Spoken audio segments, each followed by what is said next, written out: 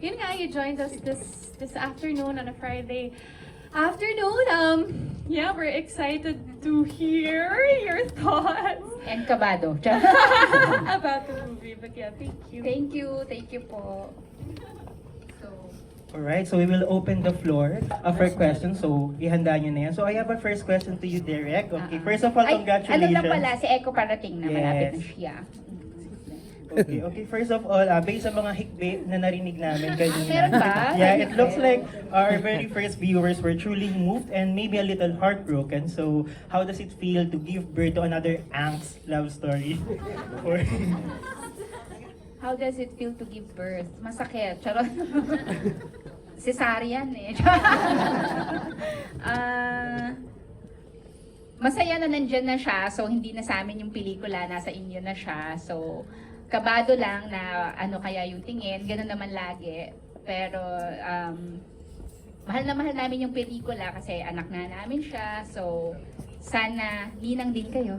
Kayo lahat. Yun lang yung hope. Sana it affected people and somehow, kahit masakit siya, it still inspires people. Diba? Alright. Pag-ibig lagi. Char. And minsan nyo na po kami sinaktan with Derek from your last film with her. So how does it feel to makawork po ulit si Derek Aimee? Sobra akong saya na we're reunited again. You know, I haven't done a film in 6 years, so it was so nice to, parang this film and script felt right to come back to film, and you know, I was so excited to do it. Nung nabasa ko yung script, para siyang, I read it in one sitting talaga, dire-diretso ko siyang binasa, and then I was like, Direct, I'm so G. I'm ready to do this, let's do this. And I just feel like the reason why I wanted to do it was because, you know, I just feel that this kind of story, hindi pa talaga siya, the maturity of it, I feel like it hasn't been told in a Filipino love story yet. Na medyo, we usually, I mean, we've had some deep love stories, but I feel like the topics tackled here, the situations are a little bit more, so it felt so real. Like even when Echo and I were filming it, like it felt so real while we're doing it. So, sana na-feel nyo din yun. So kayo naman, may mga tanong ba kayo dyan? Please, may I have a raise of hands, state your name, and then, okay, do we have the mic? Okay. What's your name and what's your question?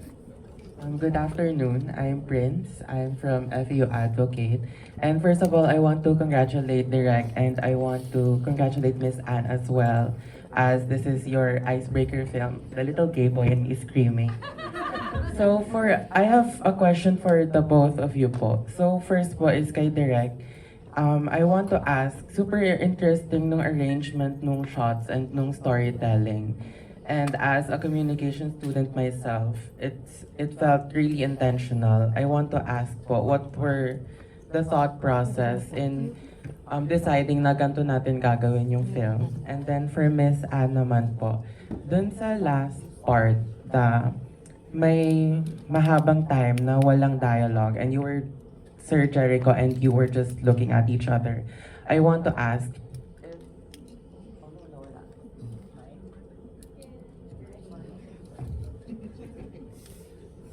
ay, ang haba ng tanong ko. I want to ask, ano po yung, kung nasa isip niyo po, ano po yung pinag-uusapan yung dalawa? Ayan.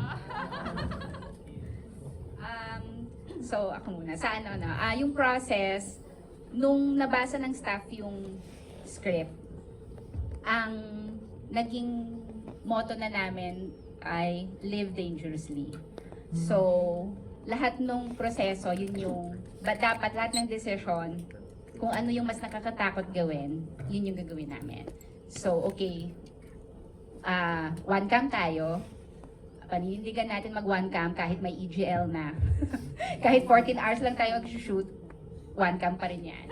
Kahit ilan lang yung number of days to shoot, one cam tayo. So that's one of the decisions. So of course, that will dictate yung production nyo, yung performance, and even yun nga yung intentionality nung lahat ng bagay. So, isa rin sa inano namin is, kasi perspective siya talaga siya, nagsimula siya as perspective ng lover. And then, yung staff, yung common, lagi kasi ako nakikinig sa staff kasi sila ang pinaka-epal na part ng production. They always correct me.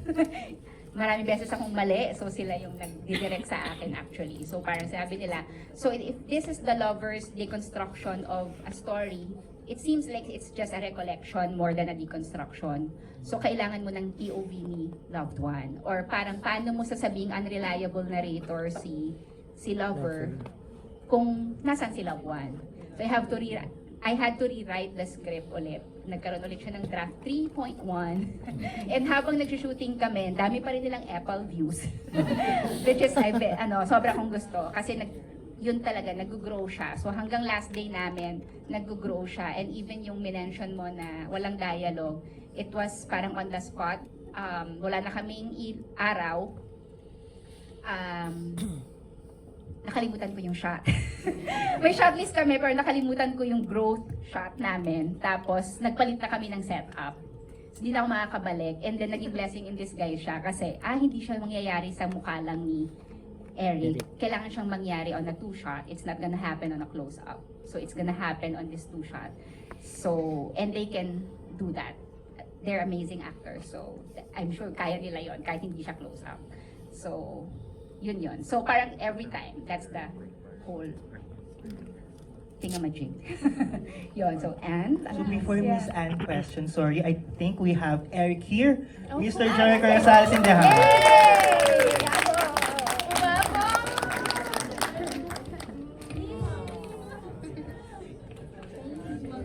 Hello. Back Thank from you. Rotterdam.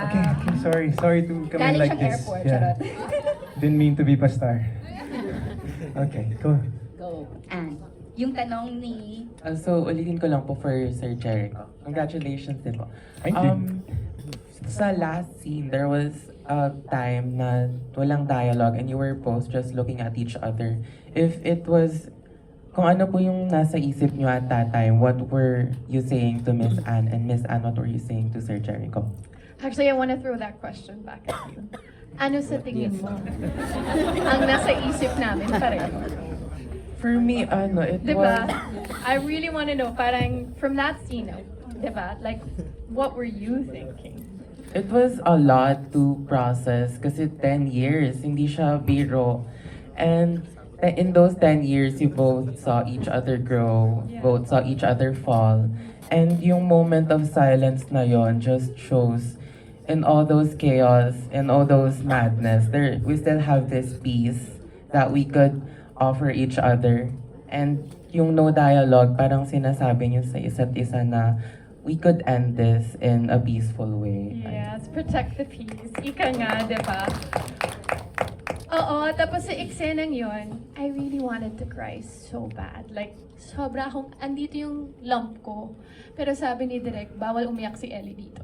Sabi ko, yung tinginan pa lang namin naiiyak na ako. But sabi niya, hindi iiyak si Ellie dito. Kasi umiyak na siya before. So yun na yun. Sabi ko, ang hirap naman yung tinginan pa lang. Parang gusto mo nang bibigay ka, diba? But did you feel from the tinginan, did you feel like who is the lover and who is the loved one? I think at that point, it was blurry kasi it was both from your POV na, it's not from Sir Jericho's na lang. Yeah.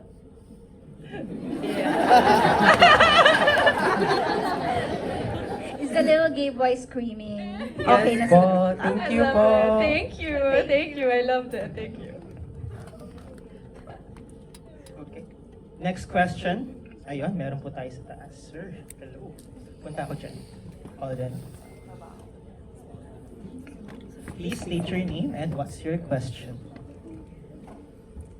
Hello po, congratulations. I'm RJ Bayoy from Street Scooper Vlogs. So congratulations first. Gusto ko lang i-emphasize first na grabe talaga yung Ann Curtis at saka Jericho Rosales. At syempre with the help of Derek Irene. Ito yung isa sa mga pelikula nyo na first hindi kailangan ng lines para makita yung emosyon, yung mukha pa lang. Kanina ingihina ako pero hindi ako makaiyak kasi nahihirapan ako kung saan ako eksena lalabas. Bawat eksena talagang kakapitan mo. So, grabe. And gusto ko lang i-ask yung question na during those mga hugot scenes nyo. Speaking of hugot, meron bang from the past na nangyari na naka-relate kayo dun sa eksena na ginamit nyo yung emotion? Kasi talagang curious ako kung ano yung pinaghuhugutan nyo at kung hindi man, is meron bang friend kayo na parang nirelate nyo para ipasok yung character na yun? Thank you. Congratulations again. Gusto lang ibalik ni Anne sa iyo yung question. Ikaw ang ano, ikaw yung next, hindi ka pa sumasagot. So mauna ka dyan. I can relate kasi naiihi na rin ako. um, yeah, of course. See, Irene was writing the script and I said, that was a time in my life. So it's a collection of a lot of experiences and situations, memories that was just, it really became the catalyst talaga. That was my connection with her. So that was the challenge also, to have someone to work on it with na talagang gets niya. Yeah. That's why I think that's why it worked between us for this film. How about you po, Miss Gemini? Miss Gemini. You know what? I think that's the beauty of, when I decided I would start acting again, I decided to take a few classes with Meisner so that, it teaches you you don't have to use your personal experiences anymore, which is something I grew up doing. And I think that worked for me. But also, you always start with a little bit of truth, and then you let the dynamics between your co-actor and yourself, it brings you to wherever it's gonna take you each take, diba? But there's always a bit of truth. And I feel like, yun din yung beauty ng script na to, that it's so real. Nangyayari talaga siya sa mga kaibigan natin, sa mga pamilya natin, and it was so easy to build this character. It was so easy to build Ellie and Eric, and kung ano yung mundo nila, saan sila galing, paano sila nakarating dito. Like, it felt so real when we were filming it, and I think that's why may mga eksena na gusto ko nang umiyak, pero bawal umiyak si Ellie. Kasi it felt so real. Like, we were in character on set, on the take, like, immediately. Like, sabi nga ni Catriona, diba, na parang nagugulat siya sa amin.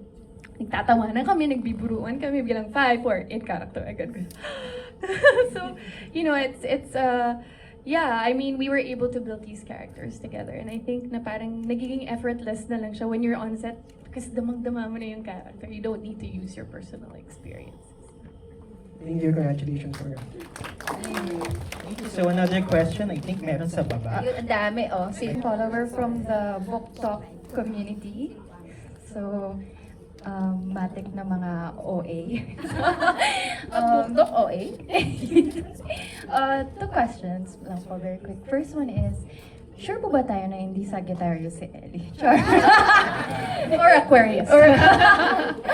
But no, first of all, yeah, congratulations po, Direk, and for Jericho and Anne. You guys acted the hell out of this movie. Like, sabi nga po nila, without lines, your eyes were speaking, and that was true. That's really, really true. So my question is, like what you said po, Anne, so yeah, the maturity of the movie, because that's also one of the things that we were really thinking when we were watching the relationship. It's really mature, and maybe not everyone is ready to actually watch that on screen. So I was thinking, are you guys anticipating for the audience to choose sides? And if it comes to that, will you defend your characters? Do you think Ellie deserves to be defended, or Eric, or well, are they both wrong, or they're both right? I believe there are Ellies in this room. Diba? So if that's something you believe in, that's who you are, and parang marami kang pinaglalaban sa mundong ito, ba't hindi mo ipaglalaban yung sarili mo? So parang, if I had a friend, or if I was that person, I would defend them. But as you said, parang meron talaga at meron magkaka-opinion sa bawat character. And I feel na parang you're gonna walk out of this room and you're gonna pick a side talaga. Yun talaga siya. And, diba?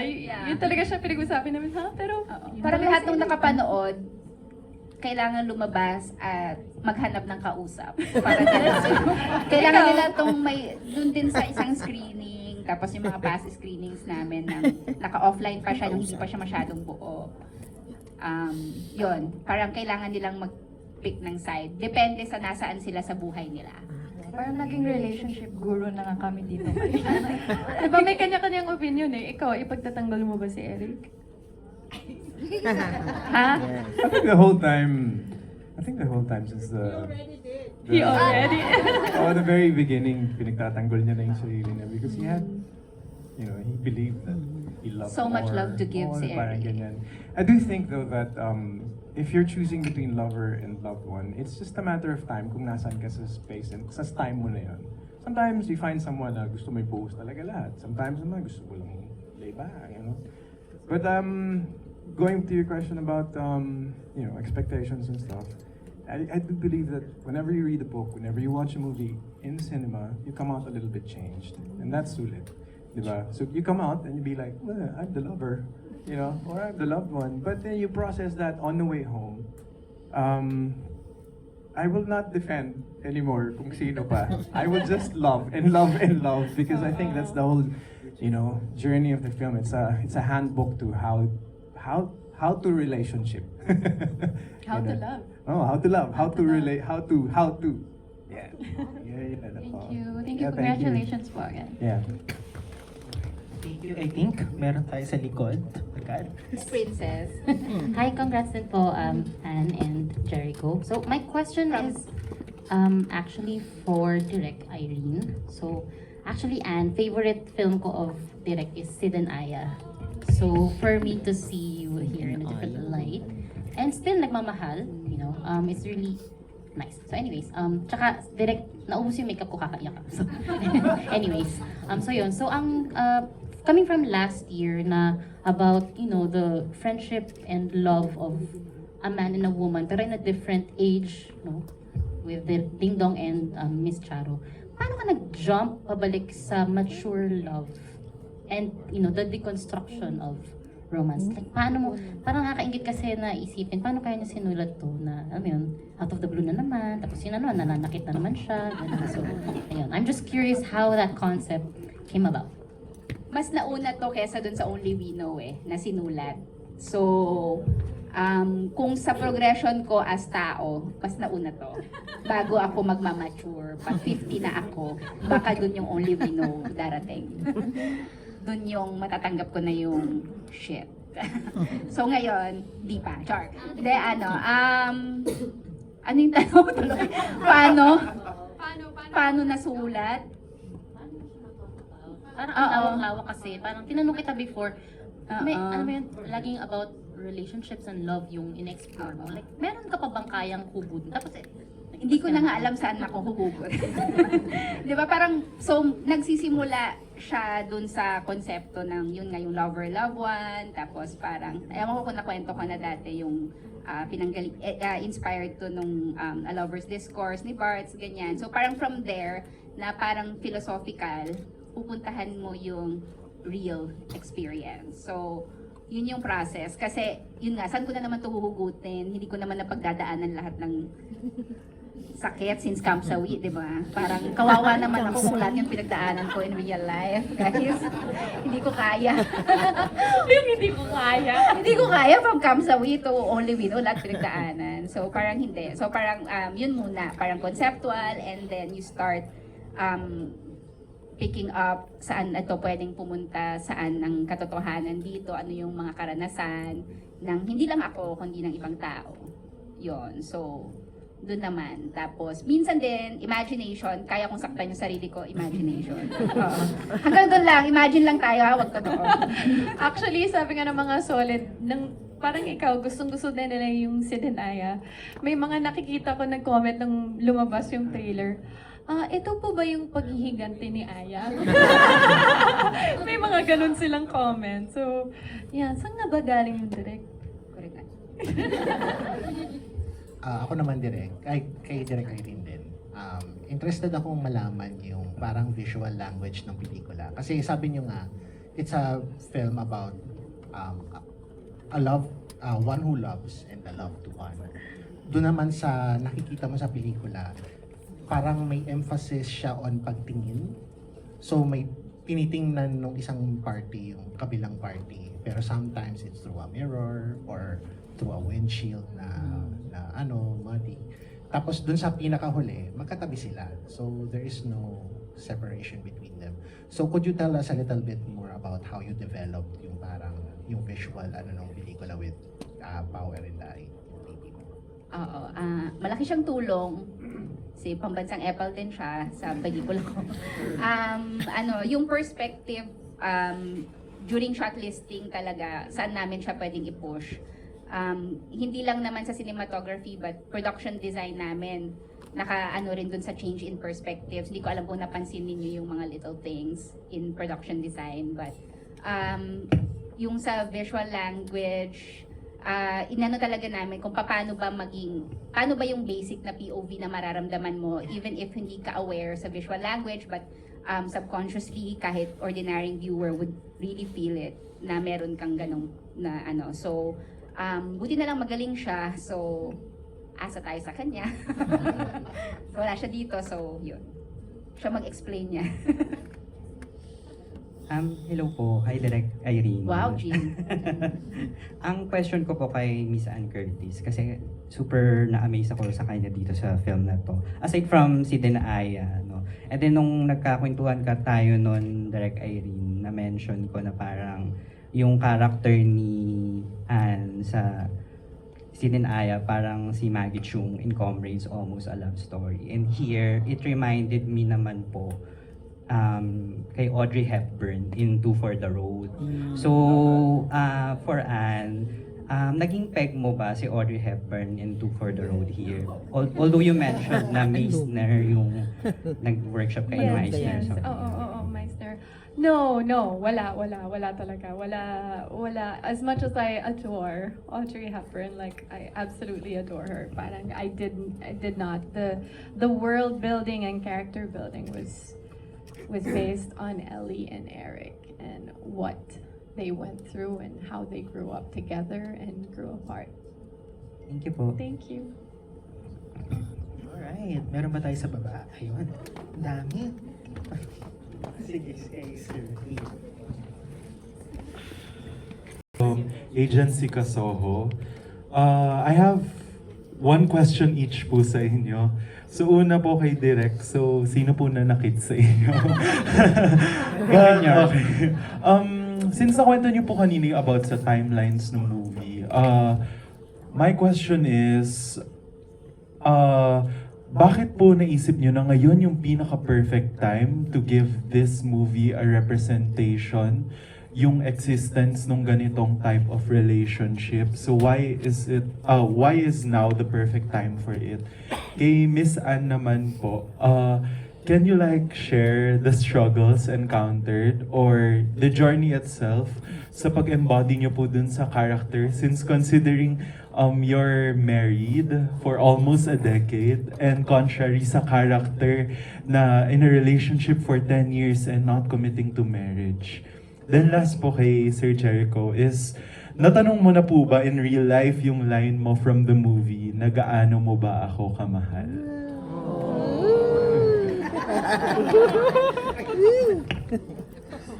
Pwede namang sa kanila yun.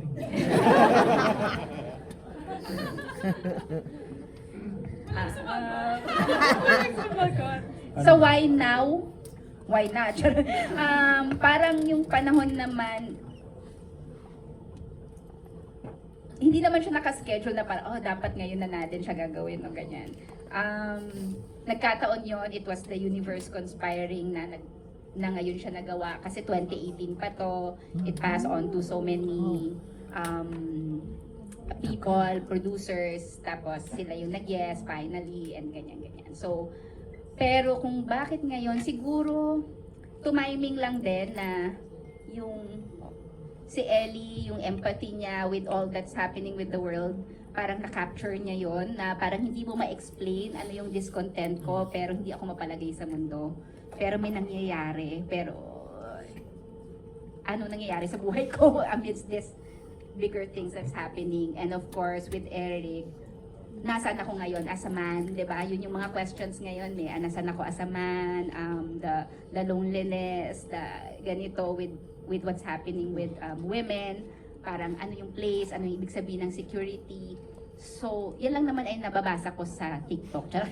So, hindi, yun. So, parang baka ganun yung mundo. So, baka may, at saka yung Gen Z, ganyan na rin mag-isip. Parang nakikita ko sa mga comments, marunong na yung mga, ano yun, attachment styles. Parang bakit maraming may alam na mga ganito? Bakit nagsa-psychology na ang mga tao sa Instagram at sa ganyan? So, parang it's becoming parang, oo, a topic na. So, baka yun yung why now, somehow. Thank you, Universe. Thank you so much for Direk. Ano ba, yung mga challenges that I might have encountered, kasi I was so invested in the character. Like, sobrang love ko yung story ni Ellie and Eric. Na parang sobrang ko siyang excited gawin. So parang, I think the challenge for me, most importantly, was like, I kept asking myself, okay na ba yun? Okay na ba yun? Should I have pushed more? Baka dapat ganito siya direct, mas ganito siya. Hindi nga siya ganyan. Okay lang siya, chill lang siya.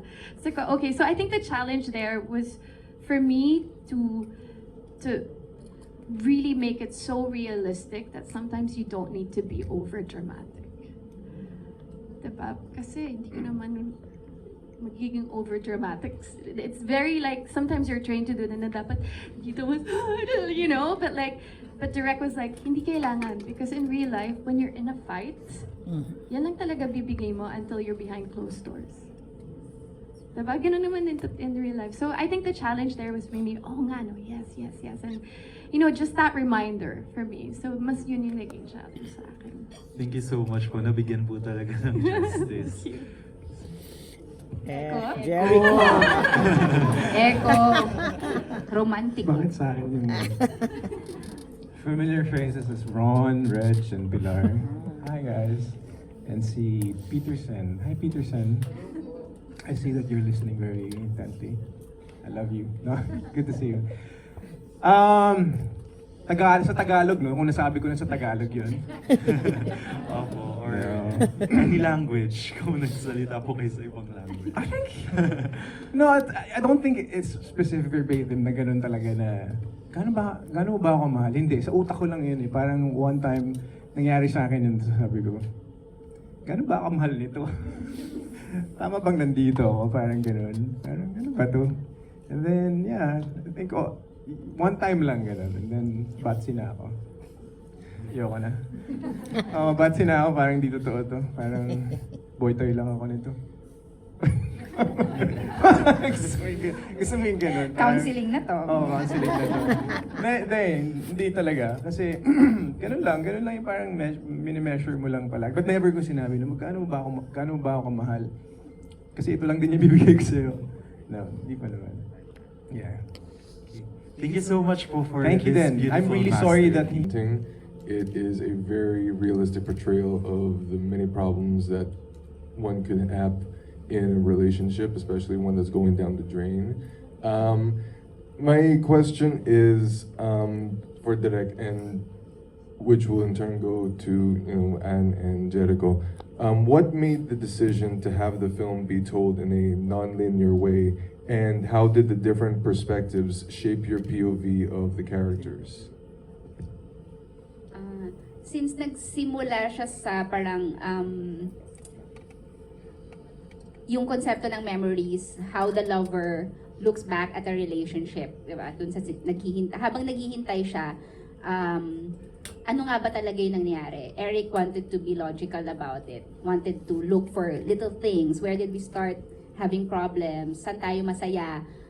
In the script, if you would read it, meron pa doon parang ina-analyze niya. Kaya may mga emphasis sa smile ni Ellie, like how did she smile when una kaming nagkita versus sinagot niya ako versus parang hindi na siya, yung smile niya hindi na totoo, parang ganon. So, with that, na perspective and paglalaruan, pag nag-iisip ka naman sa memories mo, hindi siya linear. Parang may bigla na lang susulpot na ganito, depende sa ano. So parang dun siya nanggaling. So paano ba talaga binabalikan ang isang bagay? Even the visual language na parang, baka may pops of colors lang, or ganito, paano yung baka laughter niya lang yung naririnig. So even the sound design is like that. So dun yung paglalaro in terms of the non-linearity of yung structure niya. Ano pa yung Having two perspectives. having the two how Kumusta did daw it yung love life mo? secret come sa week. Yung shaping nun talagang malaking tulong sa performance, of course, na we had to do, may mga scenes na parang 2 beses talaga nilang inaarte, ano talaga yung perspective, and I have to get their opinion kung paano ba to, kung si Ellie or si Eric to, because it's collaboration, of course, na paano natin to paglalaruan, paano mo to sasabihin in this way and that. So yun, challenge din nga. And of course, the editing, malaking factor. Bagay. Si Bentol, siya yung editor namin, Benjamin Tolentino, na hindi natutulog. At kahit sa panaginip daw niya, iniisip niya kung paano ba talaga to hahatiin yung perspective. So, it was shaped ng mahabang panahon. ng maraming pagtatanong. Yan. Yeah, and I think, just to add to what Derek was saying, like, it's so important to have those two different perspectives. Kasi, from an external point of view, in a relationship, you're known as one unit, diba? You're Eric and Ellie, you're Eric and Ellie. But do you really know the two sides of the story? Unless beshi kayo. Yung best friend mo lang nakakaalam of two sides to each story. So I feel like it was so essential for this story na parang in a relationship, there are always two sides to a story. There's always two different POVs. And we hope you were able to see that somehow in our movie. Yeah, we were. Ito na mga sagot nila. Ang maaga sila dito. First one, the question kanina, yung nasabi ko na ba yan? Dugtong ko lang yun ng konti. Because, hindi, ang hirap sabihin nun eh. Parang napaka-immature sabihin nun kapag, di ba? Ano mo ba akong kamahal? It was one of the most difficult parts in the film, at least for me, to say that sa character, gano'n mo ba ako kamahal? Like, what do you mean? Parang gano'n, di ba? So, that was really interesting that you noticed that. So, going back to your question, bro. First time to be asked by an actor, so cheers, man. Thank you. Thanks for digesting that very well. It was very important. Fun fact, or funny kwento. I was cutting my script into pieces. So I was like, Direk, what are you doing? Ay, ginugupit ko, kasi sinisequence ko siya mag-isa. Dito, inalagay ko. Para yung, diba? Kasi non-linear siya nakasulat. Yeah, so I had to understand. Sabi ko, Para paano yung ba to pick-up. if I read it chronologically? Naawa sa akin si Direk, they sent me a chronological Script. Oo ka pala, ginawa natin. So I was like taping it and I was, and then when you read it chronologically, it looks so flat and one-sided. Diba? One-sided and flat. It's like, wow. So this is like, brain magic nila direct, editing magic, diba? And this is like really understanding for, our editor and for everyone, for sila Pao and all the creatives. And for us, Anne and I would be like, okay, sino ba yung tama dito? It's always going to be easy to drop that question. Sino ba yung tama dito? And the sad part is that in every relationship, let me just go back and forth to reality in the script, okay? If in a relationship, and if you watch it sa movie and then you can relate and you're like, kung alam mo lang kasi na dalawa yung side ng coin, di sana hindi kayo naghiwalay. But you can never say that because people really are, enter your lives, you're gifted, these people, to understand as you grow what you need to understand. So it really helped that this film was presented the way she wanted everyone to see it because ang ganda nung magic na nangyayari na, biglang pupunta na sa POV ni Ann, biglang, yun naman talaga, hindi pala siya yung, ang daming ganon na nangyayari until you get to that magical point and you sit down and go back to the first question of the guy, wherein you like sitting down and there's no more wall, there's no more, but the veil is removed because there's understanding and there's growth. And everything has just transformed from a very confusing relationship, like love and looking at each other, to like so much lightness and clarity and understanding, and now everything has evolved. Parang ganon. So I think this may seem like one of the simplest films to watch, but you come out of this cinema, you really change, and you're gonna think about the story, you're gonna think about your relationship, you're going to think about so many things. So Kasi oo nga, no, 10 years is a long time. it's a long time. It's a long time. But yeah, thanks for that question. Alright, thank you for that. Yes. Thank you for that question. I think we have... Great. Me and Sam, we actually relate to Ellie's character, since you mentioned in the movie that you really love doing humanitarian work. You even mentioned UN, since we're global affairs and diplomacy students. So that was really great. My first question is that in the part where Eric was talking to your dad, in his perspective, you were wearing, I think it was a polka dot dress. And then when it came to Ellie's perspective, she was wearing more of a floral dress. So was that intentional, or yeah? And then another question is that we noticed that when you guys were in the beginning of your relationship, you would wear a lot of bright colors, and towards the end, you would lean more on the neutral colors. So yeah. Everything was intentional. Everything was intentional, and from the get-go, from when we were doing our wardrobe fittings, everything was planned. Like the drop of the color, it would show where Ellie was at in her life as well. As for the POV thing, that's what Direk was saying earlier. It wasn't just my clothing.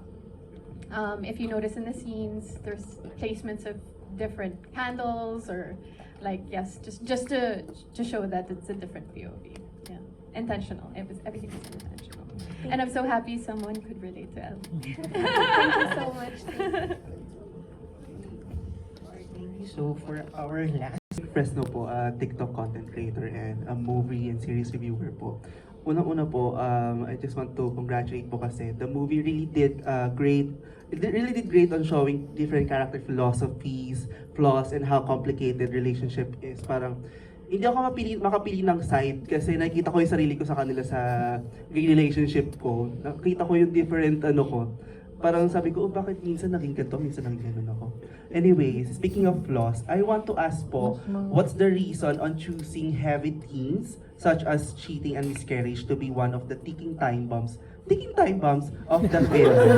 Ayun po. Thank you po. Mga ticking time bombs mo dyan, Direk. Ano yan? Mga lalaki. Aminan, cheating, lagi yan. 10 taon? Naku.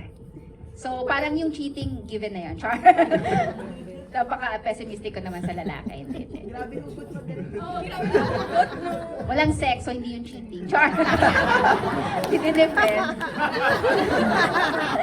Dinipend bigla. So even that kasi, di ba, parang mga ano naman to nababasa ko sa Reddit, char. Dahil ako Reddit. So, mga nakikita ko sa Hener. And kwentuhan with friends. Pero hindi, kasi sa ganong parang even when I was writing Eric and Ellie's characters, parang saan ko pa sila mapupush? Anong bukod sa ideologies nila and sa circumstances na pagdadaanan nila, ano pa ba? Alin pa ba yung mga ganon na for 10 years. So, at maglalabas no what they really are or how they will approach a particular problem. So, parang it could be anything, pero for Ellie kasi tinanggap niya yung it was parang paano yung freedom niya, pero may, isa yun sa mga ano ng babae, paano ba ako ano ba talagang gusto ko? Gusto ko ba talagang magkaanak? Kasi commitment yung anak, di ba? Parang gano'n. So even for me, ano ba yung opinion ko dito? Ano yung ano? But it's not my opinion, it's Ellie's situation. So gusto niyang maging malaya, hesitant siyang magkaanak, pero yung yakap niya nun kay Eric, ang sinabi ko nun kay Anne was, once na yakapin mo siya, mawawala lahat yung fears mo. Kasi ito yun kasama kita. So kanina nagsimula siya ng nakatingin sa pregnancy test and hesitant and all of these fears, what will happen, how am I gonna do, ganyan. Pero nung dumating si Eric, di ba, na-sense agad yun ni Eric na what's wrong, ganyan. So ganun na sila ka-bonded, ganun na yung language, alam na nila yung isa't isa. But that hug made Ellie decide na yes, I'm going for this. And every time Ellie says yes, di ba, even with the cheating or even with a little thing, from the littlest nagsiselos to malaking pagsiselos, she pushes herself to like find that love kasi mahal niya. And also for Eric naman na the way na paano ba ako nagmahal ng isang bagyo? Paano ka ba dumating sa akin? Kasi wala, tinamaan siya, diba? So parang hindi niya alam yung pinasok niya, pero pupush niya pa rin. Pupush niya kasi I love Ellie. Kahit hindi ito yung picture na nabuo ko when I started this relationship, but I still kept pushing until pareho silang nagtulakan at nag-black and white na lang. At saka, alam mo, to add also, parang why these topics, why these issues, why not? Because these actually happen in relationships. Na parang iniisip ko, sometimes sa pelikula, iisipin mo to play safe kasi MTRCB, bawal pag-usapan, bawal magbura ng mga tulad ng pagmamura ko dito sa pelikula to, bawal pag-usapan ang miscarriage or some, you know, it's very sensitive topics because we're a very conservative country. But it actually happens. It happens to our friends, it happens to family members, it happens in relationships, especially if you've been together for such a long time. And we got an R13 rating, so you know what? Why not? Diba? It's about time we have a movie that talks about real life, you know, situations and struggles that happen in a relationship. So yeah, that's why I was sold. I'm like, diba, minsan, diba, kwento nga ni Direk, sa haba ng dinaanan ng script na to, minsan pinapatanggal yun. But with us, nung sinabi niya, okay lang ba pag-usapan to? Okay lang po, Direk. Gusto ko gawin yan. Okay lang ba magmumura kang ganing? Okay lang, Direk. It happens. So, diba, sabi mo nga, pinapatanggal sa'yo. So parang, you know, I'm happy that she fought for the script and said no to whoever was gonna take it, na parang hindi, ito yung storya ng totoong nangyayari sa isang relasyon. So thank you, Direk. Thank you po.